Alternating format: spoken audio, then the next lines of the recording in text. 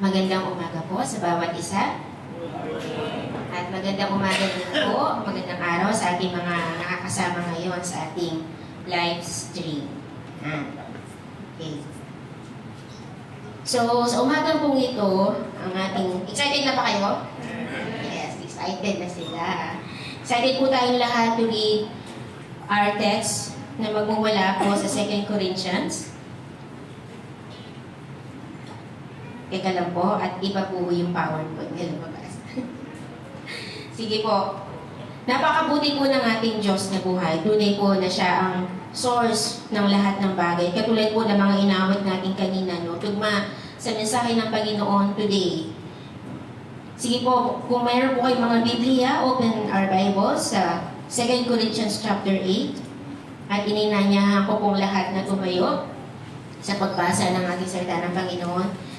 2 Corinthians chapter 8 verses 1 to 7. Babasahin ko po muna sa Tagalog. Sabi dito, ngayon naman, nais naming malaman ninyo, mga kapatid, ang tungkol sa biyaya ng Diyos na binigay sa mga iglesia ng Macedonia. Bagamat dumanas sila na napakatinding pagsubok at halos malubog sa kahirapan, sila ay umapaw sa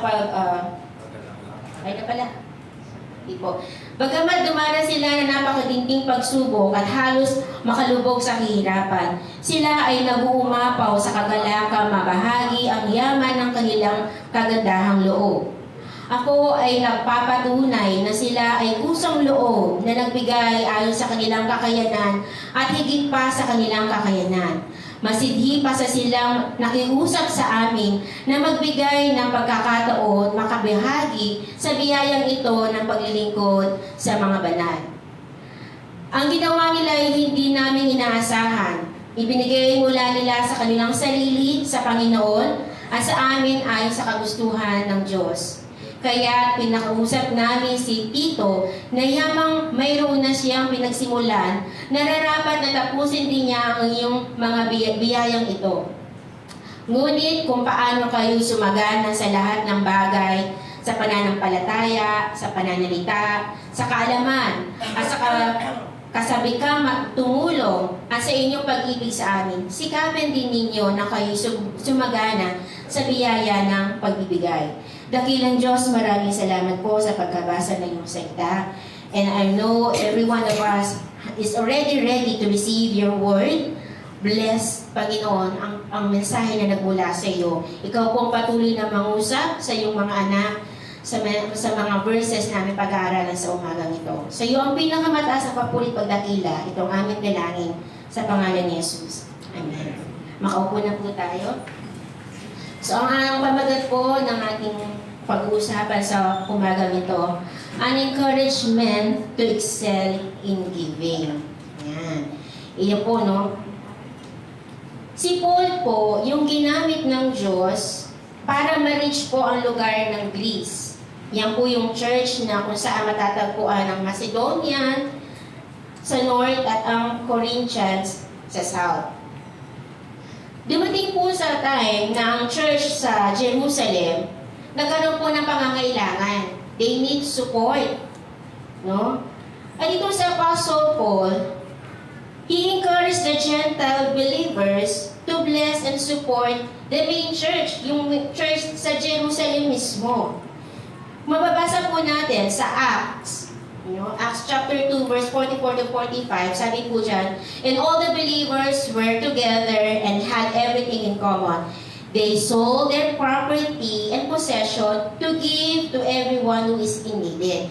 So nagsimula, di ba? Nagsimula na po ang gawain ng Panginoon. Natandaan po natin, on the day of Pentecost, marami po ang nakakilala sa Diyos. At ito na po yun, nagsisimula na po ang church sa Jerusalem.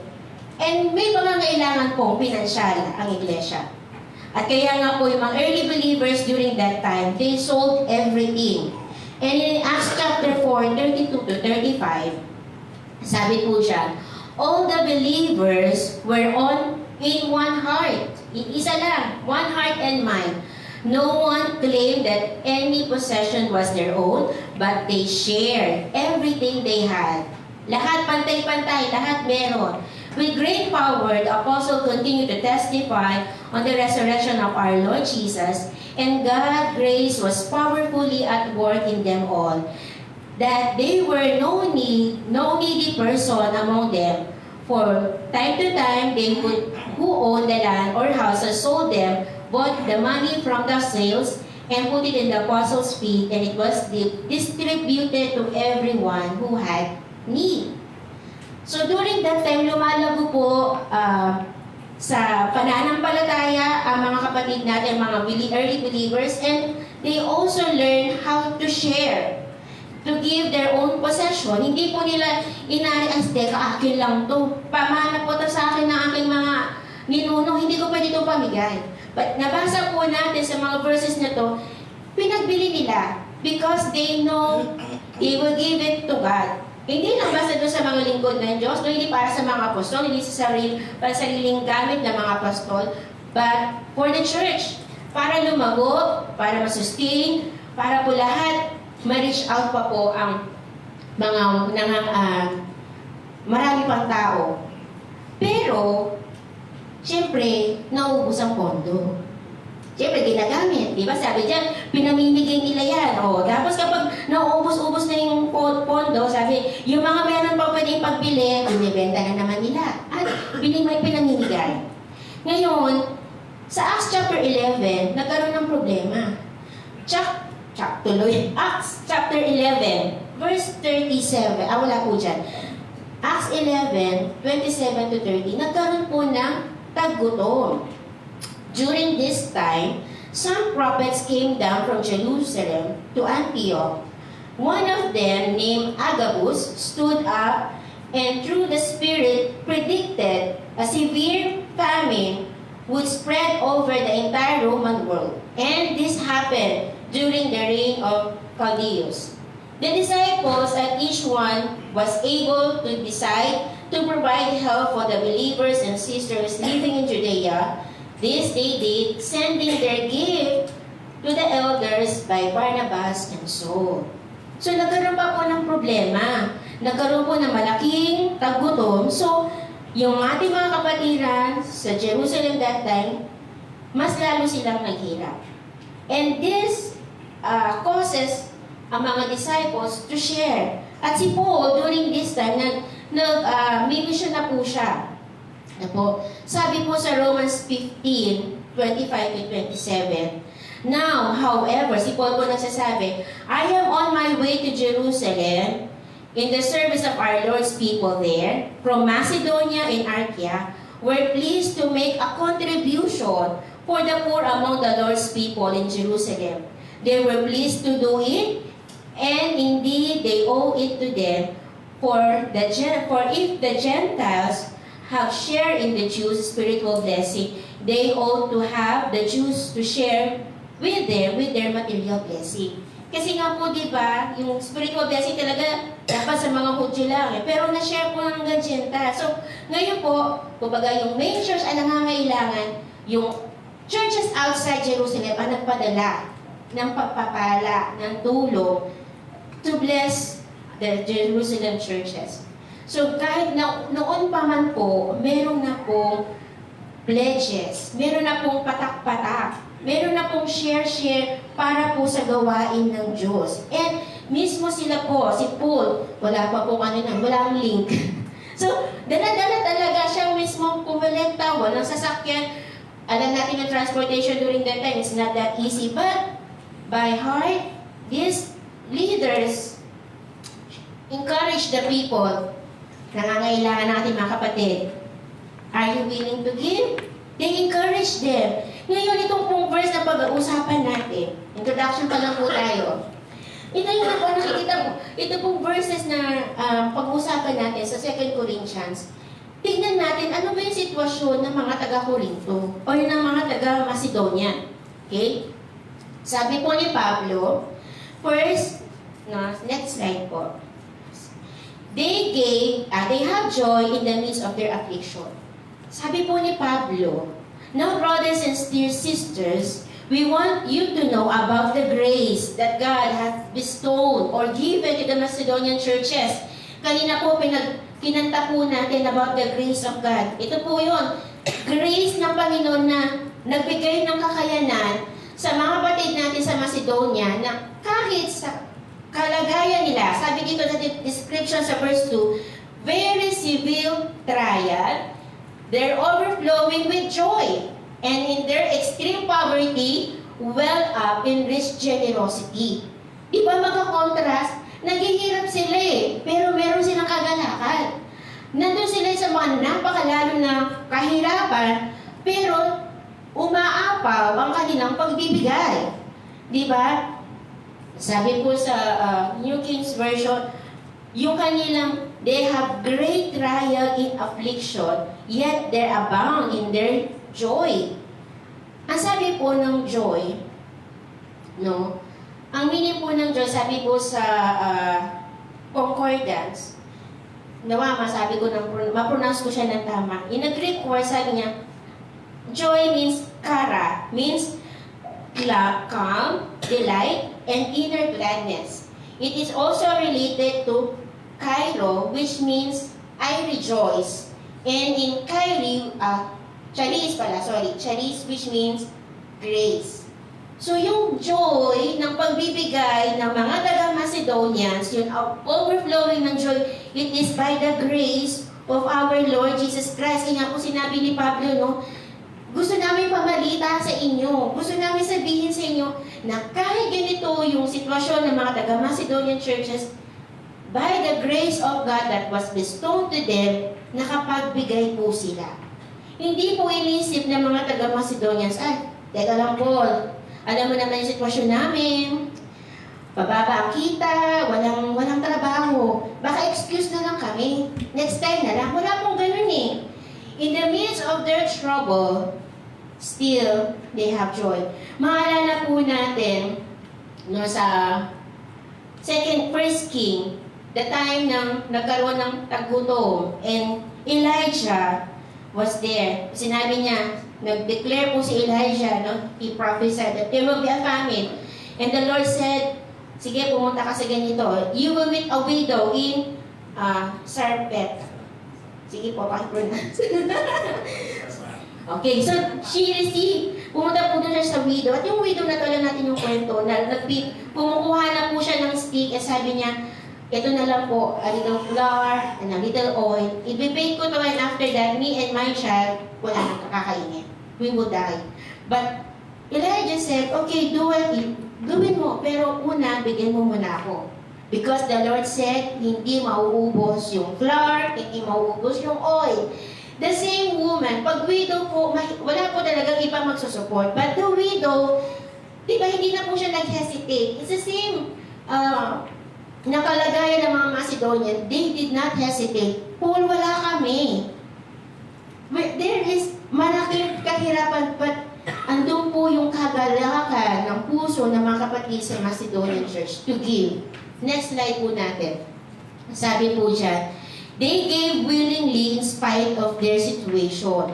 Sabi niya, in the midst of their, sa verse 3, sabi po, for I testify that they gave as much as they were able and even beyond their ability. Sabi ni Pablo, sila pa man kumukulit sa amin. Kinukulit ng mga taga-Macedonian churches, Paul, we want to give. Sila pa, sana ganun, no?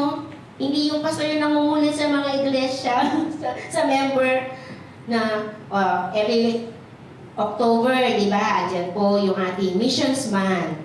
Diba? So ngayon pa lang, dapat pinaghahandaan na natin yung para pag in-announce na sa October, hindi yung, teka lang, wala pa akong ibibigay. And sa December, meron tayong project to bless other churches. Ngayon pa lang, paghandaan na natin para pagdating ng day na yun na magsasabi na tayo, eto na, ibigay na natin. Ay, teka lang, wala pa. Hindi pa ready. Ngayon pa lamang po, alam na po natin yan na meron tayong mga ganyang pagpapala to bless other people. So, gawin po natin. Sabi po dyan, tinestify ni Paul, they gave according to sa kanilang kakayanan. At ang ganda po ng pangalawa, even beyond their ability. Paano sila makapagbigay? Sabi po din sa verse 1, it is because of God's grace. Paano ka magkapagbibigay kung walang-wala ka na? Natandaan po natin yung pagbibigay ng widow sa Mark chapter 12, verse 41 to 44. Andun si Jesus Christ, tinitignan yung mga nagbibigay ng tithes dun sa box. And then itong babae, itong balon na to, binigay niya, kakakarampot. Siguro sa panahon natin ngayon, 20 pills lang. Basta sabi ng Panginoon, sa lahat ng dumaan na nagbigay, that widow, that woman gave everything. Her offering was acceptable. Her tithes was acceptable because she gave with an open heart. Hindi niya withhold na, Lord, widow ako, Lord. Lord, ito na lang mo, akin na lang to. But still, she gave. The widow gave everything. Also King David. Mababasa po natin, no? Sa 2 Samuel chapter 24, verse 24 to 25. Sabi ni Haring David, yung magagawa siya ng altar para sa Panginoon. Sabi niya, "No," the king replied to Araunah, "I will buy them for you in full price. I won't offer to the Lord my God burnt offering that cost me nothing." Hari na po siya, ha? Sinabi ng tao, sige, dahil hari ka naman, bigay ko na libre. But sabi ni Haring David, "It is for the Lord, and I will not offer burnt offerings to my God that cost me nothing." So yung pagbibigay po pala natin sa Diyos, if we really want to give the best to the Lord, it will cost us. Because our God cost Him to give His only begotten Son for you and me para magkaroon tayo ng kaligtasan and to receive the grace. And in the same place, huwag po natin ibigay. Di ba nung nakaraan yung unang Friday, sabi ni Pastor, nagbibigay ba tayo talaga sa Diyos o nagtitip lang tayo sa Diyos? Are we tithing or we're tipping? Ito po sabi ni Haring David, "I will not offer anything unto the Lord that will not cost me nothing." Hindi dahil hari siya, kundi yun yung conviction ng puso niya. Kahit pa po nung shepherd pa lang siya, nagpupuri na sa Diyos, he is giving everything to God. And even now, He is the King. Ganun pa rin po ang prinsipyo niya. I will not give anything to the Lord that will not cost me anything. Nalibre na lang. Diba pag tayo bibili, ay mahal ka, nag-iipunan natin kasi gusto natin. Bagong model ng telepono, bagong bahay, bagong kotse. Gusto mo kasi, tapos pag-iipunan mo kahit mahal. Tapos pag kay Lord, barya-barya lang. Di natin pinag-iipunan, di natin iniisip. Kung sino na lang mabunot, kung si Ruba ba, o pag si Bente, ay teka lang, may bibilin ako mamaya, ito na lang si Maria. I will not offer unto the Lord that costs me nothing. Church, our life, our dinar, yung hininga natin, galing po yan sa Diyos. Paano kung sa tayo siningin ni Lord ko, kahit ilang taong ka nang humihinga, tapos sa binibigay mo sa akin, barya lang. It's not enough. Hindi balancing, di ba? Now, sabi po dyan, the Macedonian churches gave beyond their ability because God's grace enabled them. It's by the grace of God. Hindi po naging madamot ang mga Macedonian churches during the time na sila ay walang-wala. Because, sabi po dyan, next slide po natin, they saw it as a privilege to give unto the Lord. Sabi po sa verse 4, they urged and pleaded us, so pasensya na po, nabubulol ako, the privilege of sharing in this service to the Lord. Nakita po nila yung privilege and hindi po nila pinakawalan yun. Kapatid, kung ilang taong ka na po sa pananampalataya, nakakilala sa Diyos, maaari sabihin mo, yes, naglilingkod na ako sa Diyos, pero hindi ka pa rin po nagtatides, kapatid. Sayang yung mga pinalampas mong privilege, opportunity to obey the Lord and be a blessing to others. The Macedonian churches took it as a privilege to serve the Lord even though they have nothing. Sabi po, even though they don't. Kumbaga, kahit isang tuka sila during that time. But they were so excited to give unto the Lord. And sabi pa po sa verse na sinabi natin, binasa natin kanina, even beyond their own ability. Ibig sabihin, masigit pa sa 10%. Kasi kung 10% lang yung kakaya nila, nabigay na nila, at yung next verse, di ba? Even beyond their ability. So, masigit pa. Tithes is 10%. But giving your pledge to the mission, sharing, it's more than. Kasi sabi ng Panginoon, give according to your heart. At kung ano yung desire ng puso mo, and God will bless you. Because God loves a cheerful giver. Next. Sabi po dyan, kaya rin po nila yan nagawa because they surrender everything to the Lord. And they were exceeded. Sabi po ni Paul, no? Hindi ko nga in-expect na sila'y magbibigay. They exceeded our expectation. They gave themselves first of all to the Lord, and then, by the will of God, also to us. Kaya po naunawaan po ng mga kapatid sa Macedonians kung sino ang Diyos sa buhay nila. Yes, yung natural na nakikita nila ngayon, they have nothing, but nakilala nila ang Panginoon. Nalaman nila kung anong ginawa ng Diyos para sa kanila. Naintindihan nila yung salvation na na-receive nila. Kaya sabi dito, they surrender everything to the Lord. Kasama po ang pitaka. Kasama po. Hindi lang sabi din, all themselves, those. Buong pagkatao mo, kasama yung trabaho natin, resources natin, at kaperahan, di ba? Time, talent, madaling ibigay. Treasure, kaya nga treasure, ang mga treasure sabi na, di ba hinukay pa kasi tinatago, mailalim. Sa busan, ang hirap dukutin kasi napakalalim na pagkakatago. Kaya nga treasure. Ang treasure may aray kapag talagang ibibigay natin sa Diyos. Ako po, noong una akong mananampalataya sa Panginoon, I don't understand pa yung tithing na yan. High school po ako nakakalala sa Panginoon. Pero nagkaroon po ako, na-encourage po ako sa aking lola Karin. Ang lola ko po, she was early 60s na po. Maaga po yung gigising, mamamalengke po siya sa Marikina. Dahil maglalako siya. Ilalako niya yung mabebenta niya, isda, gulay. At kapag dating niya ng bahay, alas 10. Yan, nandiyan na yan ng alas 10. Magbibilang na siya. And she will separate her money. And everything ay bibigay sa kanya. Basta ma-receive niya, kahit may ma-receive siyang 100, magse-separate siya ng piso. At itatago niya, wala siyang pitaka dito. Alam niyo mga lola, di ba? Merong tali dito, tapos bulsa. Kaya dito. Nakatabihan na. Sabi ko, lola, anong ginagawa mo? Bisaya. Maying. Para kay Lord yan. Para kay Lord yan. Tinatabi niya na. And I also remember, kapag niyayaya niya kami sa church din, since kabataan pa namin, wala kami resources, magbibigay yan, piso, 5 piso. Lola, para saan to? Offering mo yan para sa Lord. Hindi pa po ako natuturuan ng tithes and offering. Ang lola ko na po nagturo sa akin kung paano itabi ang para sa Diyos. At kailangan pupunta ka sa church, meron kang offering sa Diyos. Tayo po ba? Pumupunta ba tayo sa church na ready na yung offering natin sa Lord? Mga nanay, mga tatay.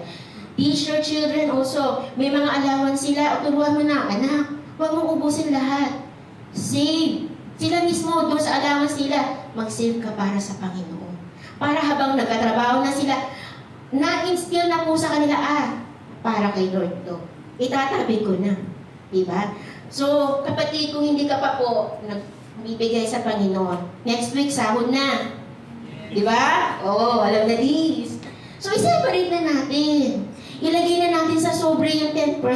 Isingit mo na doon sa Bible at pagdating mo sa church next Friday, dala-dala mo yung Bible at yung tithes mo, your offering unto the Lord. They gave themselves. It's not enough just our physical. Kasama po ang wallet natin, mga kapatid, as we surrender everything to the Lord. Next slide po. Sabi po dyan, they excel in the grace of giving. So, we urge Titus, just as he had earlier made the beginning to bring also to you completion. Kasi dito po, pati po yung mga taga-Corinthians, nag-pledge na po sila ahead pa sa mga kaya nire-remind po sila na Pablo na alalahanin nyo yung pinangako nyo para sa Lord. Di ba? Sabi po sa verse 7, But since you excel, ayan, in-encourage na sila ni Paul, you excel everything in faith, in speech, in knowledge, in completeness, earnestly, and in love. Pero sabi po niya, we have kindled you to see that you also excel in the grace of giving. Sabi niya, di ba? So, mahalaga po talaga yung pagbibigay. In-encourage po ni Paul at ginawa niyang example ang mga Macedonian churches. Kung sabi niya, kayo ngay, mas mapalad kayo kaysa sa dinadanas ngayon ng mga Macedonian churches, but still, they gave beyond their ability because of God's grace. That's why he was also encouraging the Corinthian churches to give also. At ganoon din po sa atin ngayon, mga kapatid. Let us also give let us also excel, no? Kung yung mga gamit nga natin, gusto natin sa trabaho natin, nag-excel tayo eh. Nagle-level up, kumbaga, sa ating pagbibigay, i-level up din natin. Kung ikaw ay nag-iisip na, sige, magbibigay na ako, pero hintayin ko muna ang i-increase ni Lord ang sahod ko para malaki-laki. Kapatid, kung ngayong pangalan yung 20 na tithes mo, hindi mo mabigay sa Panginoon, paano pa kaya kung 100 na? Tapos i-convert mo pa 190, o di lalo ka nang mahirapan magbigay. Start now. Sabi po, no, paulit-ulit natin naririnig. Test me on this, says the Lord. Test me on this, on giving. Kaya siya, napagbigay natin Panginoon eh. So bakit natin, akin to. Akin to, pinaghirapan ko to, no? Nag-overtime ako, nagpagod ako, utak ko to, akin to. Mali. Kapatid, ang nagbigay ng lakas sa atin, ang nagbigay ng talino sa atin ang Diyos. Give. Bukasin mo natin mga palad natin, at tingnan natin, sabi ng Panginoon, ibubuhos niya. Ibubuhos, hindi wisik. Ibubuhos niya ang pagpapaala na hindi mo alam kung saan mo ilalagay, na magiging cause na, oh, i-bless mo. I-bless me ba? Kasi wala ka na paglalagyan eh. Naguhuma po yung blessing mo, so you have to share it to others. Meron po ako nababasa sa Facebook, no, yung kabaligtaran ngayon, di ba, yung parang nagsasabi sila na, pare, kailangan mo ba ng pera? Kasi marami akong pera ngayon eh. Baka gusto mo umutang sa akin, pahiramin kita. Eh, di ba, nababasa niyo po ba yun? Ibig sabihin, nag-overflow ang blessing. Pag tayo ba nagbigay sa Panginoon, ikaw na mismo magbibigay. Kasi mag-uumapaw eh, ang pangako niya. Okay? So, let us, next slide po natin. Ayan.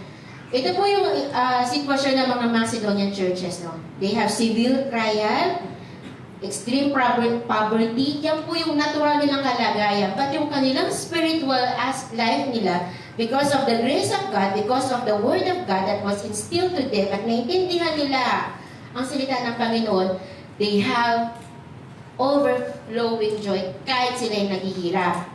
Habang sila'y naghihirap. At habang sila'y nandun nga sa paghihirap na yun, natuto po silang magbigay ng higit pa sa kanilang kakayanan. Next slide po.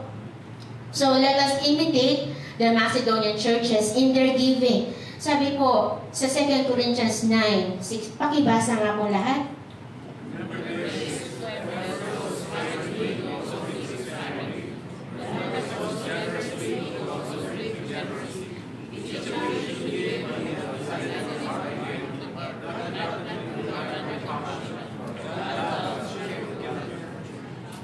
Pakibasa nga po yung nakapula.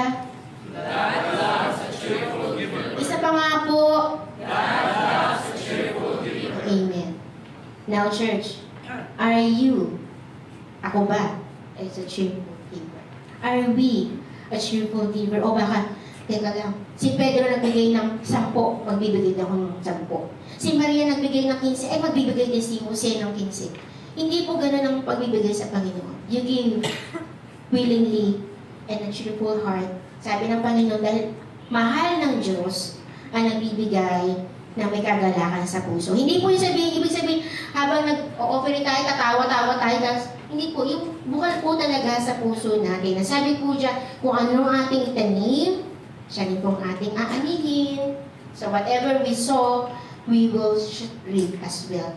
Huwag po natin panghinayangan na magbigay sa misyon. Dahil kaluluwa po yan. Di ba na-share din po sa atin ni Reverend Joseph, no? Yung natitirang 90%, God will also enable us bibigyan tayo ng wisdom kung saan natin ang gagamitin. So, nag-i-invest tayo sa, yes, natural na bagay, sa bahay, sa kotse. Mag-invest din po tayo sa kaluluwa. Nagpamigay po ng mga papel during, matagal na, regarding sa mission. Maaring ikaw ay nakakuha noon. Tapos nilagay mo na sa bagbot, nakalimutan mo na. Church, alalahanin natin, I encourage you, kung paano nagbigay ang mga Macedonian churches to help other churches in Jerusalem. Let us also do that. Andiyan po si Pastor Dodi, ang ating mga pastors, meron po yung mga paper, no? If you want to give again, recommit again in giving in missions, do so.